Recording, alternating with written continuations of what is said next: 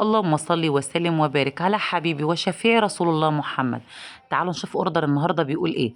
اوردر النهارده بيقول حلة محشي مشكل تحفة تنزل في القلب على طول. محشي كرنب وكمان محشي فلفل وبتنجان، حاجة كده.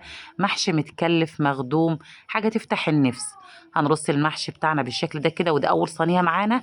كانت طالبة فيها محشي كرنب، وكمان بقى الحاجة الحلوة الشهيرة عندنا قوي، الكوبيبة الغمراوي. كمان كانت طالبة معاه كوبيبة غمراوي، وكمان كانت طالبة معانا كيلو من اللحمة المتحمرة متشوحة كده في معلقة من السمنة البلدي، بتبقى في حتة تانية خالص.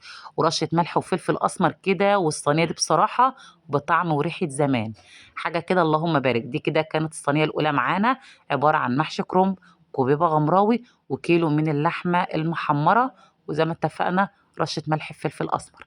الصينية التانية كانت برضو معانا محاشي، بس محشي بتنجان وكوبيبة غمراوي وممبار، وحوالي كده 3 جواز حمام تقريبا، عشان هما كانوا 6 فرات حمام بالشكل ده كده. بذمتكم في أحلى من كده؟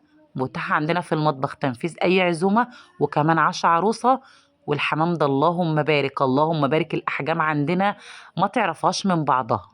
وعنواننا قبل كده قلته لكم، سهل ما يتوهش.